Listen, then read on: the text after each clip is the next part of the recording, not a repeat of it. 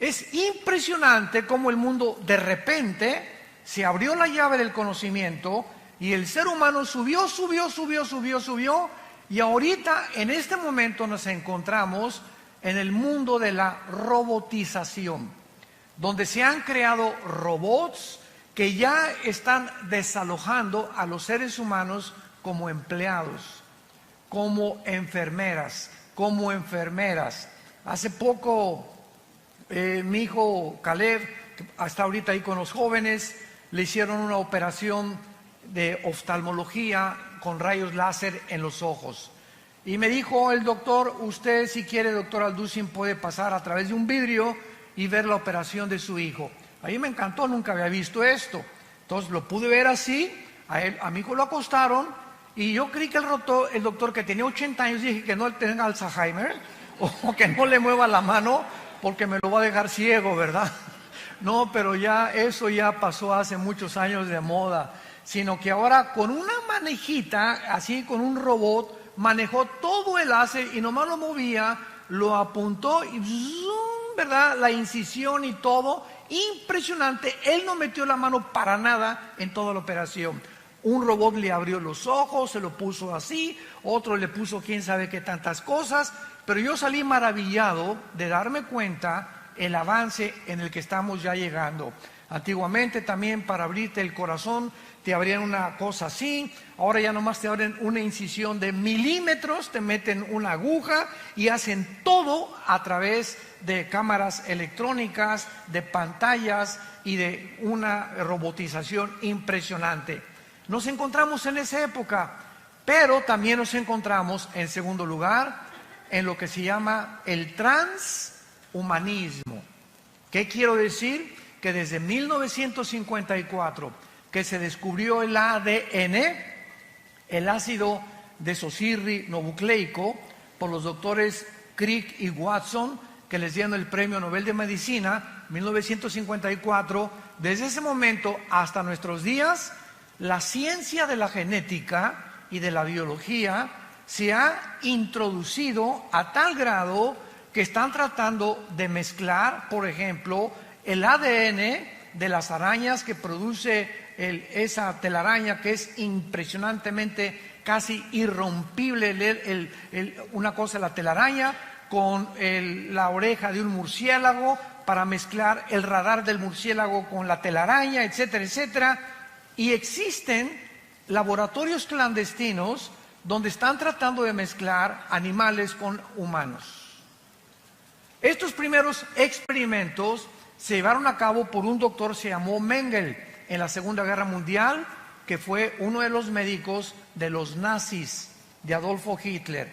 Él fue el primero que comenzó a experimentar con la genética de los gemelos, les abría a las mujeres embarazadas el vientre y sacaban al producto y sacaban el ADN y lo querían mezclar con otra cosa, pero aún no conocían realmente el mundo microscópico de las células, como lo descubrieron en 1954.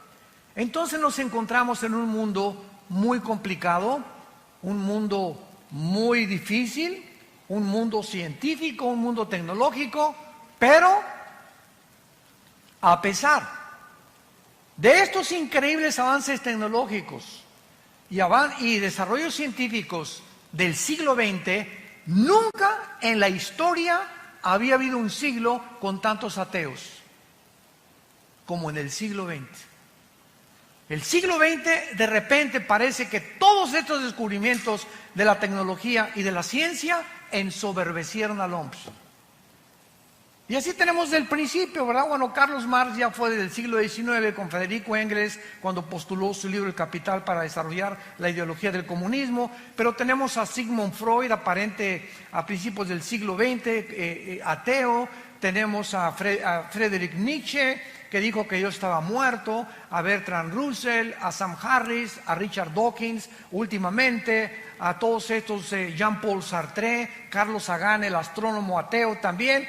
Y es increíble cómo el siglo XX comenzó a enseñar. Yo me acuerdo cuando fui a la Universidad de México, la UNAM, a la Facultad de Filosofía, que me invitaron a una conferencia de filosofía, porque tengo un doctorado en teología y filosofía, para que yo les demostrara a los estudiantes qué avances en la filosofía se han alcanzado en el siglo XX, y la respuesta fue cero. Y se quedaron los estudiantes así. El mío maestro de filosofía me dijo: ¿a qué se refiere usted con que no ha habido avance en la filosofía? Le dije: el siglo XX se conoce como el tiempo o el siglo de la desesperación, como lo escribió el filósofo francés ateo Jean-Paul Sartre en su libro El Muro y en su libro La Náusea. Es el tiempo de la desesperación. Como dijo Sartre antes de morir: he pasado mi vida luchando y demostrando algo que no existe, por lo cual he gastado mi vida en balde. ¿Para qué gasté mi vida tratando de pelearme con alguien que no existe y enojarme con no existe? Él mismo dijo: el ateísmo es insostenible filosóficamente. Sin embargo, al mismo tiempo que en el siglo XX surgieron todos estos ateos, recordamos que los más grandes hombres de ciencia del pasado eran cristianos. Galilei, que descubrió, ¿verdad?, el telescopio y pudo introducir a la astronomía, cristiano. Apúntalo: Blaise Pascal, astrónomo físico francés, cristiano, tenía a Jesucristo como su Señor y Salvador. Isaac Newton, que descubre la gravitación y el movimiento astronómico en el cosmos. Luis Pasteur, el mismo Alberto Einstein, que aunque nunca reconoció que era cristiano, dijo en su frase famosa: Dios no juega a los dados con el universo. Pero de repente tanta tecnología y tantos descubrimientos ensoberbecen al ser humano. Y ahora nos encontramos, vuelvo a repetir, a pesar de todo lo que nos ha rodeado, escuchen esto: somos nosotros la última generación y la primera generación en la historia que tenemos el poder destructivo, nuclearmente hablando, para autodestruirnos en 30 segundos. Somos la primera generación en la historia que podemos autodestruirnos y acabarnos y autoextinguirnos en menos de un minuto. El último misil que acaba Rusia de hacer se llama Satán. La palabra Satán significa en el hebreo el adversario. Y este misil que tiene Rusia y que Irán ahorita continúa desarrollando nuclearmente su armamento para tratar de gobernar el Medio Oriente, a destruir a Israel, estos misiles pueden salir de Rusia y llegar, síganme con mucho cuidado, si Rusia dispara un misil sin que Estados Unidos se dé cuenta, sale el misil y vuela y llega a Estados Unidos en 25 minutos. En esos 25 minutos que va volando el misil, los satélites norteamericanos e israelíes, a través del Mossad, que es el servicio de inteligencia de Israel, detectan el misil, pero ese misil puede venir también de Ucrania o puede venir, no lo pueden detectar exactamente la ubicación de donde viene. Muy bien, entonces localizan al misil y el presidente de Estados Unidos, actualmente el presidente Donald Trump, trae un portafolio, todos los presidentes norteamericanos traen un portafolio con una computadora con códigos que solamente él sabe el código, para que cuando tenga él la comunicación que un misil se dirige a Estados Unidos, él abre el portafolio y apriete un botón, y ese botón suena en la marina, en los portaaviones, suena con la armada terrestre y suena con el poder aéreo, con todos los pilotos aéreos, para que tanto la marina como los pilotos de la Fuerza Aérea y como los soldados puedan preparar sus misiles para interceptar el misil. Solo que hay un problema, que cuando el presidente abra su portafolio, el misil llega antes que el presidente lo pueda abrir. Y esto comenzó a suceder en los últimos 8 años en Estados Unidos, cuando el presidente Barack Obama, mandó desnuclearizar y quitar todas las armas nucleares e interceptar y decir que el portafolio era inefectivo. Lo tuvieron que volver otra vez a codificar y ha impedido que Estados Unidos, el escudo que le llaman antimisiles que tienen en Hawái y el escudo antimisiles que tienen enfrente de Nueva York, pueda funcionar con los submarinos Poseidón que están apuntando a Estados Unidos y que tiene cada submarino 6 torpedos nucleares, y un solo torpedo de ese submarino destruye 5 ciudades en 10 segundos. Y están apuntando en el Atlántico y están apuntando en el Pacífico. Basta solamente que algún loco, como ahorita el dictador de Corea del Norte, apriete un botón para desatar una conflagración a nivel internacional nuclear, que de acuerdo a la Biblia, en Apocalipsis 6, versículo 4, el cuarto jinete del Apocalipsis mataría a 1/4 parte de la humanidad. En este mundo nos encontramos un mundo de locos, donde la tecnología nos ha ensoberbecido y donde creemos que el ser humano, a través del humanismo, tiene la capacidad de resolver los problemas que van mucho más allá de nuestra capacidad humana para poder resolverlos. Nos hemos querido convertir en dioses. Este es el mundo que actualmente nos rodea. Y antes de entrar un poco más al tema, ¿por qué Rusia, Irán, Siria y Turquía se acaban de unir? Porque hace 25 siglos, en el libro de Ezequiel, capítulo 38, lo vimos ahí, 39, hace 2600 años, la Biblia profetizó que antes que Cristo regresara, se uniría Rusia con Siria, con Irán y con Turquía. Y estas naciones que la Biblia profetizó hace 2600 años, son exactamente las naciones que han formado un eje en el Oriente para poder controlar el Medio Oriente, donde se encuentran debajo de Arabia Saudita, de Irak y de Irán, casi el 70% de la producción petrolera del mundo. Entonces, el Medio Oriente es una manzana de la discordia. Por eso los ingleses antes de la Primera Guerra Mundial, por eso los árabes después de la Segunda Guerra Mundial, por eso Estados Unidos, por eso todo ha hecho que gire alrededor del Medio Oriente, donde la Biblia dice que comenzó la humanidad y donde la Biblia dice que la humanidad terminará en la ciudad de Jerusalén.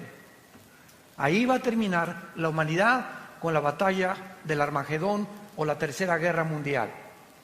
Ahora, Rusia, ¿por qué cuando Trump le dijo a Putin, por favor, déjanos derrocar al presidente Assad de Siria, por qué Rusia lo impidió?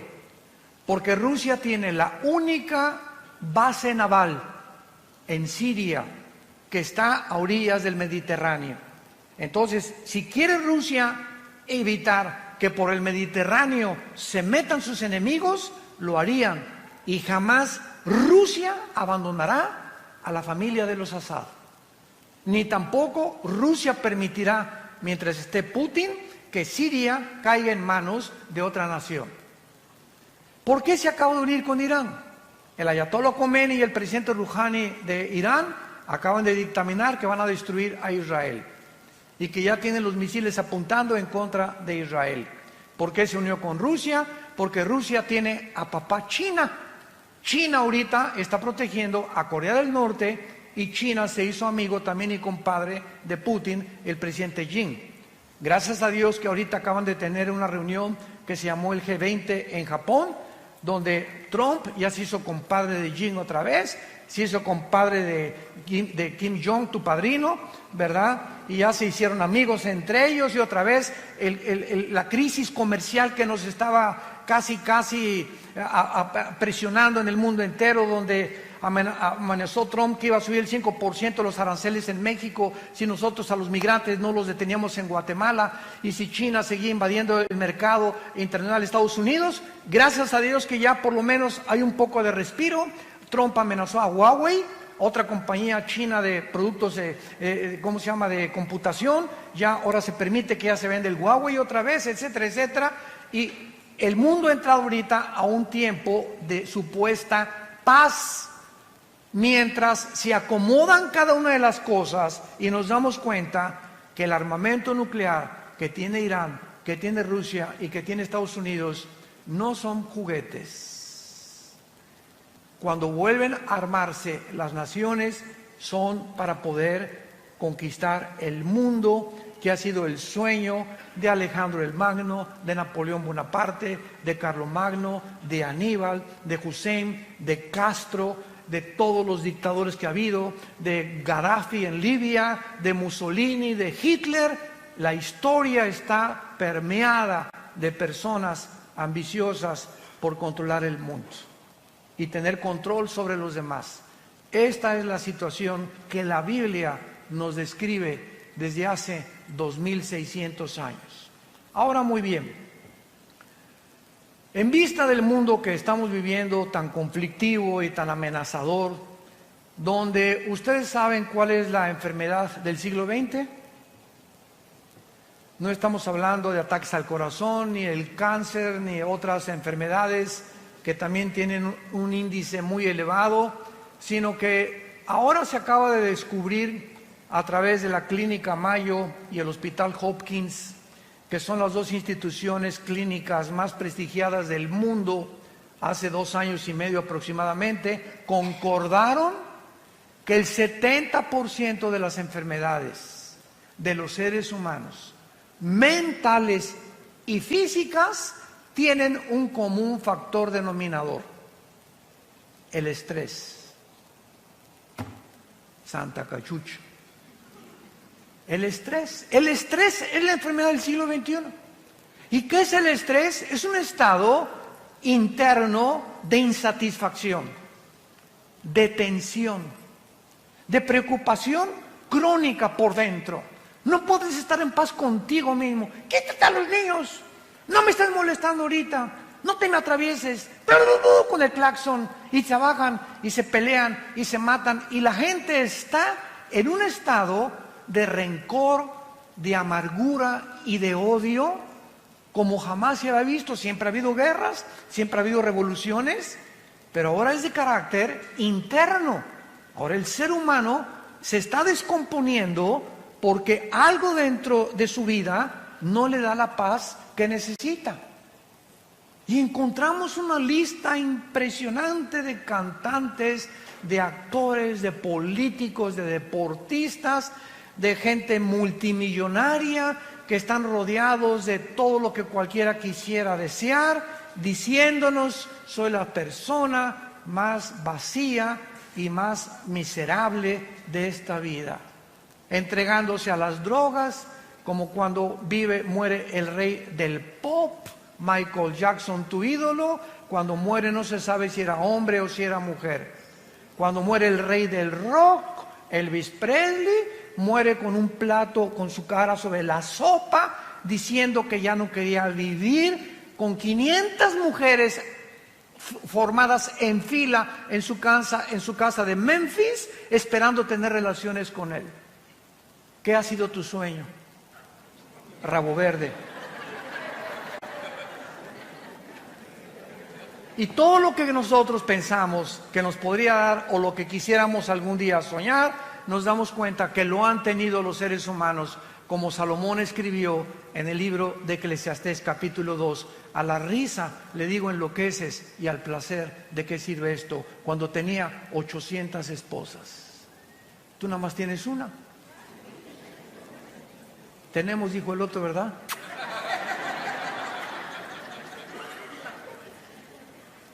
¿Qué mundo vino Jesucristo hace 2000 años a describirnos?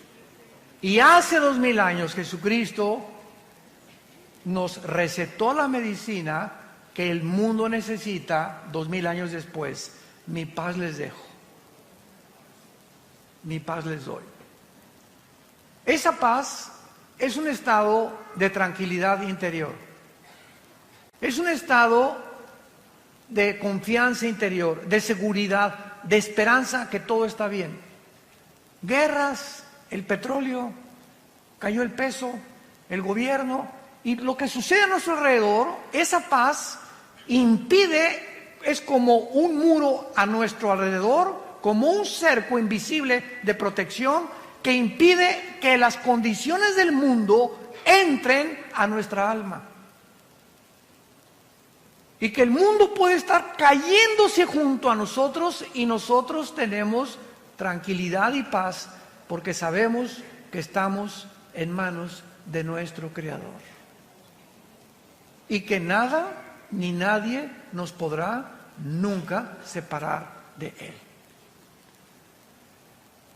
Hace algún tiempo un rey mandó, o más bien decretó un concurso, que por favor, entre los pintores que había en el reino, ¿quién podría pintar un cuadro que describiera la paz? Y pues hubo bastantes personas que se acercaron y pintores a concursar. Y pues uno pintó así el Popocatépetl, así, ¿verdad? Bonito, tranquilo, no explotando desde luego. Otro el mar, la bahía de Acapulco, así lindo. Otro un bosque, etcétera, etcétera.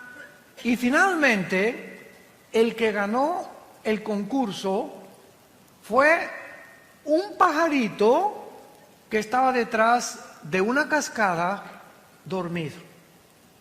A ese le dieron el primer premio. Porque así es la paz. Podemos estar con los ojos cerrados y caer una cascada a nuestro alrededor de problemas y tribulaciones, pero el pajarito sabe que él está seguro detrás de la cascada. Y nosotros recordamos las palabras que nos dijo el Señor: no temas, pequeña manada, nunca te dejaré ni te abandonaré. Estaré contigo hasta el fin del mundo. Y cuando adquirimos esa paz, escúchame muy bien, cuando el cristiano tiene esta paz, es cuando podemos ser guiados por el Espíritu Santo. Tú no puedes discernir al Espíritu Santo ni leer la Biblia como Pepita en comal. Ay, hermano. Ay, hermano. Señor. Mire, doña Chole, apláquese. Cálmese, y ya que usted esté tranquila, ¿verdad? Hínquese. Es que mi hija se fue de la casa. Pastor, hasta que usted no se calme y hasta que tú no estés tranquilo y comiences a hincarte y alabar a Dios y decirle: Señor, gracias porque este estado de estrés en el que me encuentro no va a hacer regresar a mi hija. Este estado de estrés en que me encuentro no va a arreglar mis problemas de negocio ni de dinero. Este problema en el que me encuentro no va a hacer que mi esposo me quiera tampoco. Y se fue hace 3 días, pues que se vaya. Pero yo no voy a perder la paz. Y cuando nosotros mantenemos este estado de control interno y de esa paz, puedo venir a la Biblia y discernir la palabra de Dios. El Espíritu Santo no puede comunicarse con una persona que no tenga paz. Por eso es tan importante, la paz les dejo, porque es importante para poder acercarnos a Dios y discernir la voz del Espíritu Santo.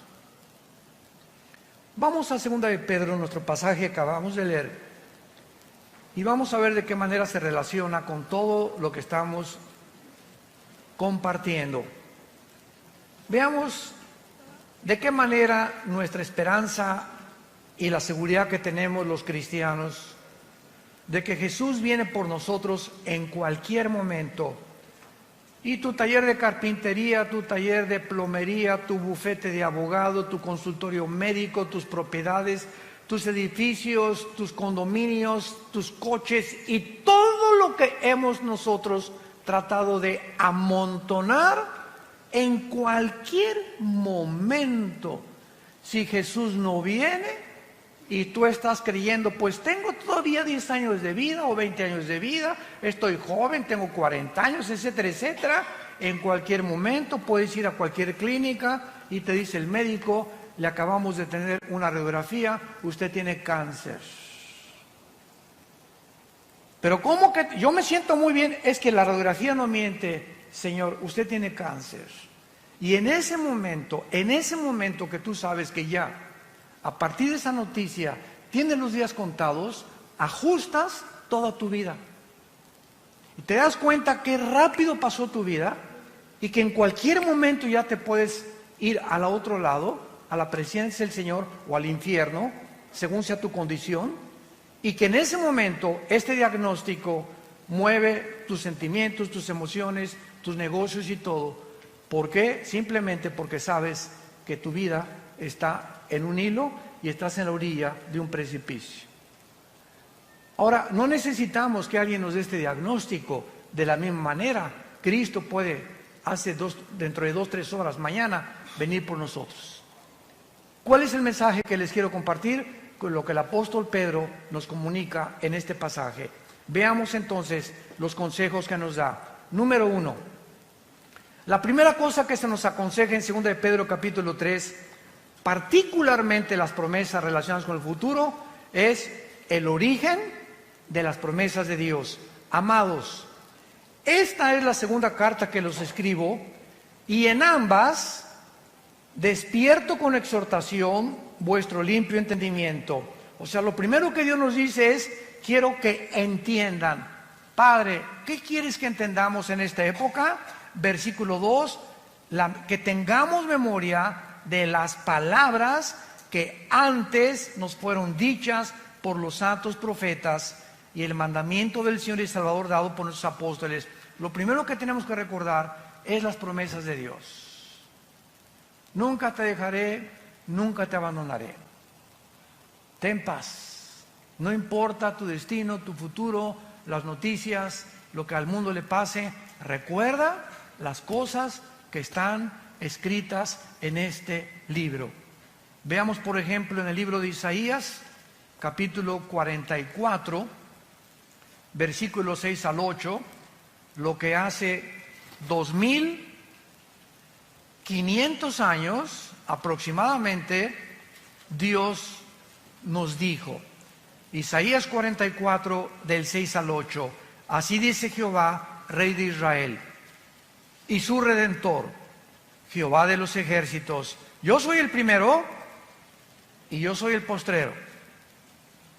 Yo soy el primero y yo soy el postrero, y fuera de mí no hay Dios. Y nos pregunta Dios, ¿quién proclamará lo venidero, o sea, el futuro? Lo declarará y lo pondrá en orden delante de mí, como hago yo desde que establecí el pueblo antiguo.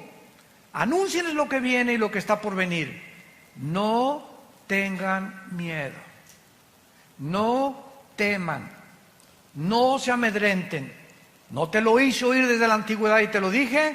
Luego ustedes son mis testigos que no hay Dios sino yo. No hay fuerte, no conozco ninguno. Cuando Dios dice yo soy el alfa y el omega, es la primera letra del alfabeto griego y la última letra del alfabeto griego, el alfa y el omega. Si nos dice Dios, yo soy el primero, y yo vengo a la Biblia y leo Génesis, y veo que los científicos actuales están poniéndose de acuerdo y reconociendo que la descripción de la creación del universo, de acuerdo a los primeros 2 capítulos del Génesis, coincide con la astronomía, coincide con la física, con la primera y la segunda ley de la termodinámica, coincide con la biología y coincide con la paleontología y con la antropología. Entonces comienzo a enfocarme, a darme cuenta que si lo que en la Biblia en el principio es verdad, en el principio, ¿dónde me encuentro yo si Dios es el final? Nos encontramos en medio. Entonces, ¿qué es lo que nos está diciendo Dios? Voltea hacia el pasado y ve todo lo que es escrito en la Biblia. Solo en la muerte de mi hijo en la cruz, 33 profecías se cumplieron, al pie de la letra. Cuando Jesús colgaba en la cruz, se estaban cumpliendo 33 profecías por los profetas hebreos al pie de la letra. Ahora, si eso en el pasado lo vemos, que se ha cumplido, nos damos cuenta que estas palabras son fieles y verdaderas. Y si yo me encuentro en medio, de la misma forma que se cumplió el pasado y Él es el final, se cumplirá también el final. Por lo tanto, camino hacia el final con confianza en que Dios cumplirá su propósito en mí. Es lo que quiere decir: yo soy el primero y yo soy el último. No tengan ni tengan temor. ¿Quién más puede anunciar el futuro sino yo?, dice el Señor. Esto se refiere, ¿verdad?, a todos los eventos futuros profetizados en el Antiguo Testamento. Por hoy se dice el primer consejo del apóstol Pablo: recuerden ustedes las promesas que en el pasado los profetas y apóstoles hicieron, para que ustedes puedan mantener esa paz que es importante para tomar decisiones. Tú no puedes tomar una decisión con quién te vas a casar, qué coche comprar, qué terreno vender, qué cosa hacer, qué negocio llevar, qué medicinas tomarte, si no tienes paz. La falta de paz nos hace tomar decisiones equivocadas, de las cuales nos vamos a lamentar el día de mañana. Porque en el momento que tomamos la decisión para casarnos, para comprar ese vehículo, para comprar ese terreno, lo hicimos no con la dirección del Espíritu Santo, lo hicimos en la carne, guiados por nuestras pasiones. Y es cuando nos lamentamos y después le echamos la culpa a Dios por la condición en la que estamos viviendo. En segundo lugar, veamos nosotros en 2 de Pedro capítulo 3, en nuestro pasaje, que dice la Biblia en el versículo 3 y versículo 4: sabiendo primero esto. Es la segunda cosa que Dios quiere que sepamos. Número 1, las promesas de Dios. Número 2, tenemos que saber que en los tiempos que estamos viviendo, o sea, los postreros días que son los nuestros, vendrán burladores. Vendrán burladores. El siglo XX se llenó de ateos. ¿Quién es un ateo? Una persona que se burla de alguien que no existe. Santa María Catarina. Es una persona que se burla o insiste en pelearse con alguien que no existe. Por eso decía Sartre que es insostenible filosóficamente el ateísmo. Entonces vendrían burladores, y los vemos, aunque ya son menos, andando según sus concupiscencias. Y estos burladores, dice la Biblia, versículo 4, van a comenzar a decir: ¿dónde está la promesa de que Cristo va a regresar? O sea, de su advenimiento. Porque desde el día en que los padres durmieron, o sea, todas las cosas en el mundo han sido así. Y dicen: siempre ha habido guerras, siempre ha habido terremotos, siempre ha habido pestas. ¿Por qué dice que son señales de los últimos tiempos? Muy bien. Estas personas querrán atacar las promesas de Dios y de nuestro corazón, y la Biblia les llama burladores. Un burlador, es muy importante, no es la misma persona que tiene dudas. Entonces, hay una gran diferencia entre un burlón y una persona que tiene dudas honestas. La persona que tiene dudas honestas dice lo siguiente: yo no puedo decir que no creo en Dios. Yo no sé, más bien, honestamente, yo no sé si existe Dios. Pero si existe Dios, oh Dios, si tú existes, dame evidencias que tú existes. Y dice la Biblia: me encontrarás y me buscarás con todo tu corazón. Entonces Dios oye a las personas que tienen dudas y que dudan, ¿verdad? Como Job. Job llegó un momento en que todo lo que le pasó en el capítulo 3, dice: Señor, ¿por qué mejor no fui un abortivo? ¿Para qué me permitiste y para qué nací? Para todo este sufrimiento que estoy atravesando. Entonces Job le preguntó a Dios: Señor, ¿por qué no fui un abortivo? Pero vean la diferencia. ¿Para qué me hiciste? ¿Para qué fui un abortivo? Chale. Podemos acercarnos a Dios con una actitud: Padre, yo no entiendo lo que está pasando, por qué te vas a mi hijo, etcétera, etcétera. Oh Dios, dame la fortaleza ahorita y dime, muéstrame, ilumíname, porque quiero seguir confiando en ti. Ah, ¿ya ves? Y para eso me perdí el trabajo, para ser cristiano. Vean la diferencia en la actitud. Cuando tenemos esa actitud de retadores y de soberbios, demandando a Dios que nos conteste como si fuera nuestro sirviente, jamás te contestará. Y el resultado será que vivirás amargado o vivirás amargada, porque tú crees que no te contestó Dios, pero no te contestó por tu actitud. Porque sin humildad no podemos tener palabra de Dios. Entonces, las personas que dudan están abiertos, pero el burlador ni siquiera quiere oír las evidencias ni hacer caso de las evidencias. ¿Se acuerdan de los fariseos? En tiempos de Jesús, los fariseos vieron a Jesús sanar, vieron echar demonios, vieron las palabras, jamás los insultó, jamás dijo groserías, jamás vendió marihuana, jamás hizo daño a nadie, y estuvieron con Jesús. Y los fariseos, el día que planearon matar a Jesús, que es en el capítulo 11 del Evangelio de Juan, fue cuando resucitó a Lázaro.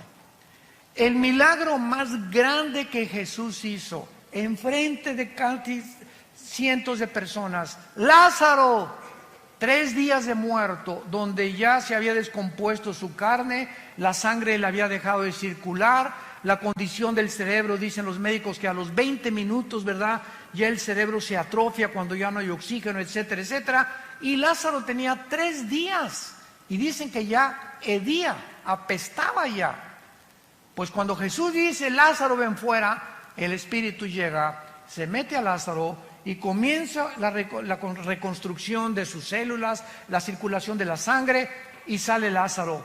Era para que cualquiera hubiera creído, ¿no crees? Estás buscando de que si yo veo un milagro voy a creer en Dios. Pues los fariseos vieron resucitar a Lázaro y ese día dijeron, planeamos quitarle la vida.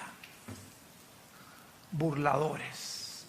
Yo me he encontrado con diferentes tipos de ateos y diferentes tipos de personas, como uno les conté hace algún tiempo en una reunión, que saliendo de una conferencia en un hotel en México, en el elevador se acercó un señor así muy retador, me dice, usted es el doctorcito Alducin, ¿verdad? Pero así, ¿verdad?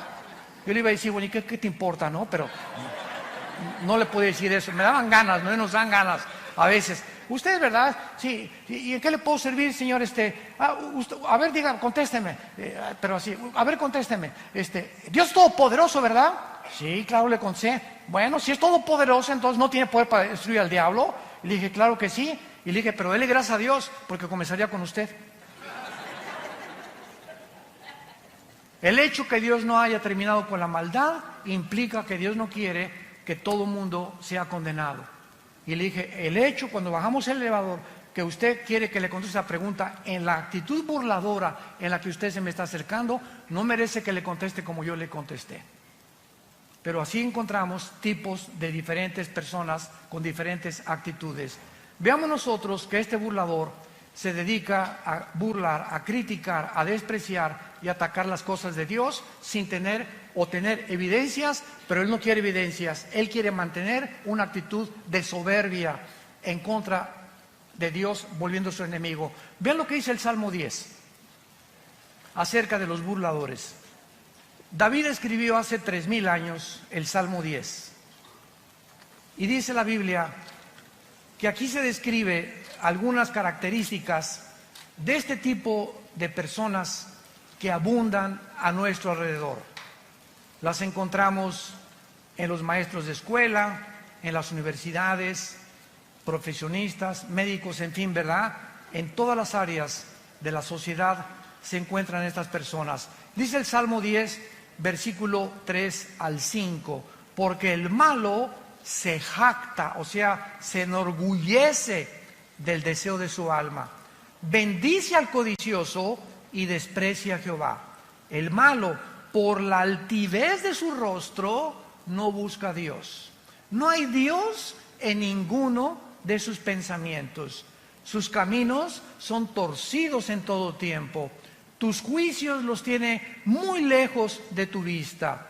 Y dice en su corazón, no seré movido jamás, nunca me alcanzará el oportunio. Y el capítulo 14 de los Salmos, versículo 1, dice, el necio dice en su corazón, no hay Dios.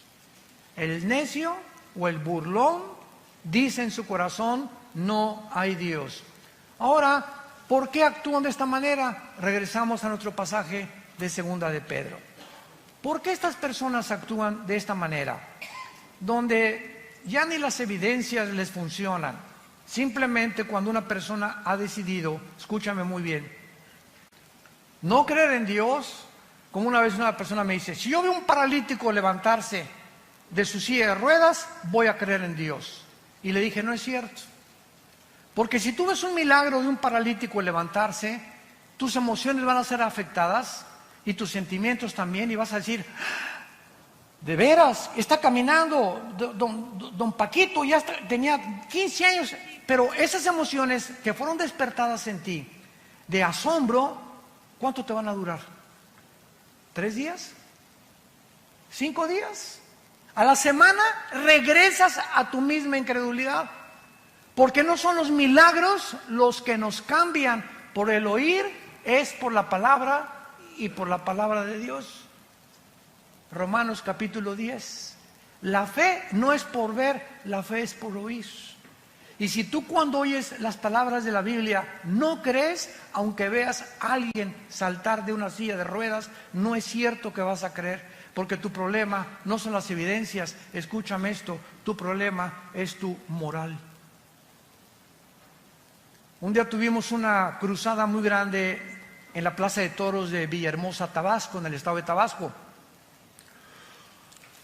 Y fue una cruzada dedicada a la juventud. Hablé del suicidio, de la drogadicción, de la ideología de género, etcétera, etcétera. Y a la salida me estaban esperando 3 muchachas. Y se acerca una muchacha y me dice, oiga, pastor, es que la amiga que trajimos me dice que usted nos quiere asustar porque prediqué del infierno la última noche. Que usted nos quiere asustar porque el infierno no existe. Entonces le pregunté a la muchacha, oye, ¿por qué no crees en el infierno? No, pues porque no es cierto, usted es el único que viene a asustarnos. Y yo le dije a la muchacha, mira, yo creo que tu problema no es de carácter intelectual ni teológico, sino moral. Y la otra amiga me dice, sí es cierto, tiene 3 amantes, vive con 3 muchachos. Le dije, ya ves, por eso no crees en el infierno. No es que no creas, escúchame muy bien, es que no te conviene creer.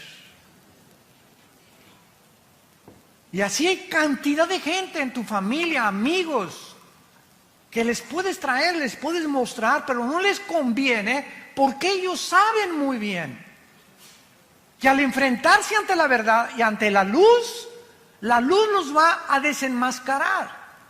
Y el Dios de la Biblia te va a demandar que tú dejes tus pecados, pero no te ordena que los dejes sin su poder.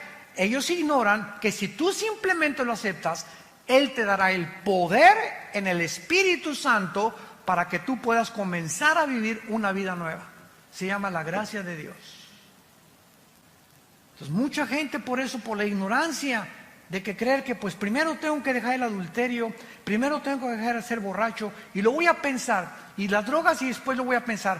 Voy a tratar de ya no ser homosexual o lesbiana y después acepto a Cristo. La Biblia dice, ven cómo estás. Cuando oigas su voz, no te endurezcas. Ven cómo estás. Ven a la cruz, Señor, soy un homosexual. Señor, soy una lesbiana. Soy borracho, parrandero y jugador. Me dicen el Chapo de la costera Miguel Alemán. No importa, reconoce, es el mensaje glorioso del Evangelio de Jesucristo. Simplemente reconoce tu pecado, que estás mal delante de Dios, que estás mal, que vas en un camino que parece derecho, pero vas en un camino de muerte. Reconócelo y regrésate y dile, Señor, vengo como limosnero ante tu cruz, no tengo nada que ofrecerte, soy un miserable pecador, ten misericordia de mí. Y Dios entra a tu vida. Entra a tu vida y te da el poder para dejar esa vida que tú no podías dejar sin su poder. Si el ser humano pudiera cambiar y dejar sus pecados, ¿para qué murió Cristo? Fue un desperdicio en la cruz. Si se nos diera a nosotros la capacidad para dejar el pecado, ¿para qué murió Cristo? ¿Por qué tuvo que Dios sacrificar a su Hijo? Fue el desperdicio más grande de la historia. Pero la Biblia dice que sin derramamiento de sangre no hay perdón de pecados. Sin la muerte de Cristo, Dios no tendría una justificación para poder decirte te perdono. ¿Por qué te va a perdonar? Así nada más porque sí. No es así nada más porque sí. Nos perdona porque su Hijo pagó por nosotros en nuestro lugar. Ahí se cumplió la justicia de Dios para aquel que reconoce que Él es el Cristo, el Hijo del Dios viviente. Estos burladores actúan así, ¿verdad? Porque no quieren que nadie se meta en sus vidas de pecado. La idea de que hay un Dios los llena de pánico, de error, de terror, porque lo que tienen que atacar la verdad de Dios y sus mensajeros. Dice en el Evangelio de Juan capítulo 3, y esta es la condenación, que la luz vino al mundo y los hombres amaron más las tinieblas. Ahí tienen la luz, ahí tienen la verdad. Pero aun cuando está la luz ahí, como los fariseos, ahí está la luz, ahí está Jesús. Sabían que era el santo, que ¿cómo es posible que al hombre más perfecto de la humanidad lo hayamos puesto en una cruz? ¿Cuánto odio contra la verdad y contra la luz? Y dice Juan capítulo 3, y no viene a la luz porque sus obras son malas y descubiertas por la luz. No les conviene cambiar su vida de pecado. Estos burladores dicen en 2 de Pedro, en nuestro pasaje capítulo 3, que aún toman en penúltimo lugar posiciones pseudocientíficas, diciendo, versículo 5, estos burladores, hablando de ellos, ignoran voluntariamente. O sea, qué increíble que ellos conozcan e ignoren o están decididos a no conocer. O sea, no quiero meterme a la Biblia, no quiero ir a tus reuniones, no quiero a tus estudios. Voluntariamente no quieren conocer la verdad. Te repito, porque la verdad los va a exhibir y les va a mostrar la luz, y a ellos no les conviene salir de su pecado. Aman más las tinieblas en donde viven que pasar al reino de la luz admirable de Jesucristo.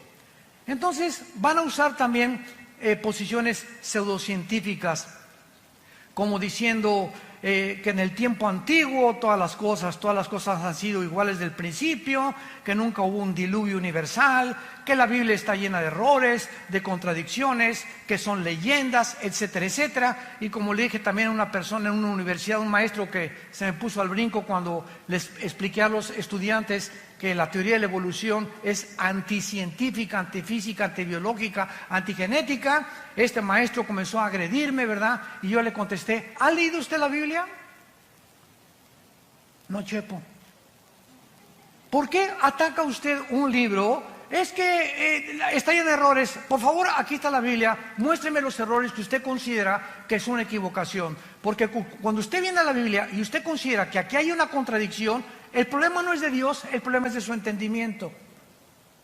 ¿Por qué? Porque los pensamientos de Dios son más altos que los nuestros. Y si me da tiempo a usted explicarle por qué dice esto, le voy a mostrar con la misma Biblia, porque la Biblia no necesita que nadie la defienda, la Biblia se defiende sola. Nunca trata Dios en la Biblia de demostrar que Él existe, simplemente la Biblia dice, en el principio Dios creó los cielos y la tierra. Se afirma la existencia de Dios, Él no trata de probar la existencia de Dios, simplemente tú léela y te das cuenta que es un libro sobrenatural, que no somos animales, que somos agentes morales responsables de nuestras acciones, porque si fuéramos animales, como dijo Dostoyevski, un gran filósofo y literario ruso que fue puesto en el exilio en Siberia, en Rusia, Dostoyevski dijo esto en su libro, si Dios no existe, todo está permitido. Así de simple. Si Dios no existe, todo está permitido. Bebamos, comamos, ¿para qué le soy fiel a mi esposa? ¿Para qué me mantengo sin robar si el que no tranza no avanza? ¿Para qué soy honrado? ¿Para qué soy honesto? ¿Para qué trato de vivir en mi matrimonio cuando hay 10 mujeres o 15 mujeres mejores? ¿Por qué no tengo hijos por todos lados sembrados? ¿Cortar la mejor flor del ejido donde quiera que yo vaya? ¿Por qué? Porque simplemente hay un Dios que nos dice, vengo a juzgarte en el día del juicio. Y prepárate para encontrarte con tu Dios. Pero si Dios no existe, como una vez Blaise Pascal tuvo una discusión con un ateo. Y el ateo le dijo a Blaise Pascal: oye, pues fíjate que yo no creo que exista Dios. Para mí, después de la muerte, al polvo, y ahí se acabó todo, como los animales. Y le dice Blaise Pascal, el gran filósofo, astrofísico, físico matemático francés, le dice Pascal a este ateo: mira, si tú tienes razón y no hay Dios, bueno, digo, y acabamos todos en la tumba, pues nos vamos al polvo y no hay ningún problema. Pero si mi Dios tiene la razón y Jesucristo resucitó entre los muertos, ¿qué amulados te vas a llevar? Así que ya sea que tú tengas razón o que yo no tenga razón, yo salgo ganando. Porque si Dios no existe, pues no perdí nada. Pero si Dios existe, ¿qué amulada te vas a llevar? Es un simple razonamiento. O como dijo también Newton, una vez tenía un amigo Newton, Isaac Newton, que era ateo. Y entonces estaba viendo el universo una noche que estaba con Newton, y Newton estaba con sus matemáticas cuánticas y su astronomía y considerando muchas cosas del universo, etcétera, etcétera. Y le preguntó el ateo a Newton: oye, qué maravilloso universo, ¿verdad? Le dijo: sí, es el diseño y la inteligencia de un Dios. Y le dijo Newton, le dijo el ateo: no me hagas reír. Ahí murió la cosa. Al otro día, Newton lo invita a cenar a su casa. Y Newton tenía en su casa, en su estudio, un universo que él había hecho, así colgó al sol, la luna, las estrellas. Tenía como una sala, con una representación del universo. Entonces, llegó este amigo de él a su sala y vio todo esto colgado y le preguntó el ateo: oye, qué bonito, ¿quién colgó todas estas cosas? Y le contestó Newton: se colgaron solas.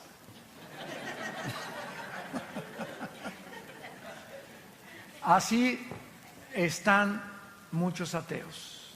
Impresionante, todo se hizo solo. El diseño y la inteligencia vino simplemente de la nada. La materia salió de la nada y la nada nunca produce nada. Entonces, ¿quién produjo, si es que crees en la explosión del Big Bang, una explosión? ¿De dónde salió la materia? ¿Quién produjo la explosión? ¿Quién produjo el universo tan perfecto en el que vivimos? ¿Cómo es posible que las condiciones de la vida en esta tierra no se encuentren en ninguna galaxia, por lo menos, que hemos nosotros alcanzado percibir a través de los telescopios? ¿Cómo es posible que la circulación de mi sangre, las células, los glóbulos blancos que actúan como los soldados para atacar las defensas de las bacterias y microbios que entran a mi cuerpo? ¿Quién programó a los glóbulos blancos para defender mi sangre y a las bacterias que tengo dentro? Y la impresionante complicación que tienen los miles de nervios aquí dentro de mis ojos, mi nervio óptico, que ninguna cámara ha podido realmente. Ahora que yo me acabo de hacer unos implantes en los ojos, me dijo el doctor Armando: en 3 o 4 semanas, ve desde lejos y ves de chiquito, ponte un lápiz y comienza a hacer así, para que los dos ojos comiencen a los músculos a ejercitarse, el oftalmólogo y todas estas cosas que yo estoy platicando. Dije: Dios mío, nunca me había puesto a pensar que mis ojos pueden ver desde muy lejos y desde muy cerca. ¿Quién hace que se enfoque y quién desarrolla este foco que los mismos fotógrafos no han podido desarrollar?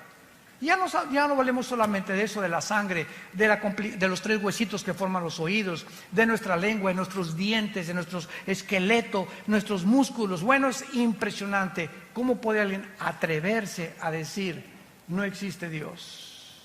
Nos hicimos de la nada, de las ranas evolucionamos. Y finalmente terminamos en 2 de Pedro, en nuestro pasaje, y dice el apóstol para terminar, versículo 8: mas, oh amados, 2 de Pedro 3:8, no ignoren esto, que para con el Señor un día es como 1000 años y 1000 años como un día. ¿Qué quiere decir? Que para Dios no existe el tiempo. Cuando la Biblia dice en Génesis 1:1, en el principio Dios creó el cielo y la tierra, ¿saben a qué se refiere? Al principio del tiempo, de la materia y del espacio. Antes del principio no existía tiempo, no existía la materia y no existía el espacio. Y ahora la física afirma y confirma que el espacio no puede vivir sin materia, o existir o la materia sin el espacio, ni tampoco en el tiempo. Y hasta el siglo XX, Alberto Einstein introduce la 4ª dimensión con su famosa teoría E igual a mc al cuadrado. La energía es igual sobre la masa por la velocidad de la luz al cuadrado, que revolucionó la teoría famosa de la relatividad. Entonces, cuando Einstein comienza a introducir que el tiempo es la cuarta dimensión, ahora desde 1945 hasta nuestros días más o menos, sabemos que somos cuadridimensionales, que es hacia abajo, hacia arriba el espacio, hacia los lados y el tiempo como la cuarta dimensión. Dios está arriba del tiempo, el espacio y la materia de nosotros. Por eso su nombre es Yahweh. Yo soy el que soy. Para Él no hay el pasado ni el presente. Lo que aquí pasa en 1000 años, desde la eternidad es un día. Entonces, esta es la grande diferencia entre cómo Dios piensa y cómo pensamos nosotros. Y esto le da la capacidad a Él de ver el futuro que nosotros no podemos percibir por estar encerrados en un universo cerrado de 4 dimensiones nada más. Por eso dice la Biblia, amados, no lo ignoren. Para Dios el tiempo no existe. El Señor no retarda su promesa. Ay Dios, ¿por qué no vienes ya y acabar con el diablo, los secuestros, los robos, los crímenes, la ideología de género, la prostitución? ¿Cuántos de nosotros verdaderamente cada noche, no sé tú y cuántas personas, has mojado tu almohada con lágrimas diciéndole a Dios, oh Dios, cuida a nuestros hijos, cuida nuestro matrimonio? Te pedimos por el gobernador de Guerrero. Te pedimos al presidente que tenemos ahorita, dale sabiduría para gobernar México, Señor, pobre México. Por favor, dale sabiduría al gobierno. Vivimos un mundo bien feo a nuestro alrededor. Y nuestras oraciones es lo único que puede cambiar. Y nos desesperamos, ¿por qué no cambias? Te dice Dios, no es que me tarde, es que no quiero que ninguno perezca. Como le dije al Señor en el elevador, dele gracias que Dios no ha actuado ni terminado con la maldad. Porque si Dios terminara con la maldad, ¿cuántas personas que no han oído el Evangelio se condenarían eternamente? Por esa razón Dios retarda su promesa. Es lo que el apóstol nos quiere decir. Pero el día del Señor, versículo 10, vendrá como ladrón en la noche. Los cielos van a pasar con gran estruendo, los elementos ardiendo. Esta palabra significa la composición atómica. Eso es increíble en el griego, son los átomos. Serán desechos. ¿Qué es lo que mantiene la cohesión de la materia? La composición atómica. Yo ahorita agarro mi mano y le hago este púlpito así, ¡paz! Y me rompo los nudillos de mis manos. ¿Por qué? Porque los átomos son más gruesos y los electrones y protones que los átomos que forman mi materia de mi piel. Entonces, todo lo que forma la cohesión que existe, y agarro un microscopio y veo el microscopio que giran a una velocidad impresionante los átomos y los electrones y los neutrones, y el hidrógeno tiene 2 átomos, el oxígeno tiene 1 y cada elemento, el helio, tiene otros, y la composición que hay en toda la materia es completamente diferente atómicamente.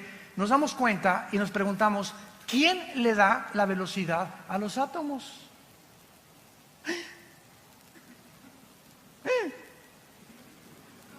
¿Quién les hizo así a los átomos?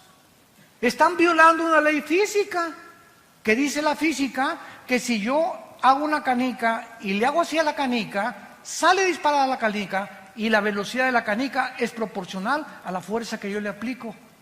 Si agarro una flecha y la disparo con un arco, sale la flecha y la flecha tiene que caer en una parábola. Un balazo, sale la bala y la bala tiene que caer. ¿Por qué? ¿Por qué no se mantiene la flecha continuamente volando, o la bala continuamente volando, o mi canica continuamente volando? ¿Por qué? Porque se tiene que detener. ¿Por qué la Tierra sigue girando sobre su rotación? ¿Por qué no se detiene? Pregúntale a tu maestro ateo. ¿Quién le hizo así a la Tierra? ¿Quién mantiene la Tierra? No solamente girando perfectamente una velocidad de 24 horas sobre su eje, sino que ¿quién la sigue impulsando alrededor del Sol en 365 días? Desde hace miles de millones de años. La Biblia dice en Hebreos 1:3, Jesucristo sostiene todo el universo con la palabra de su poder.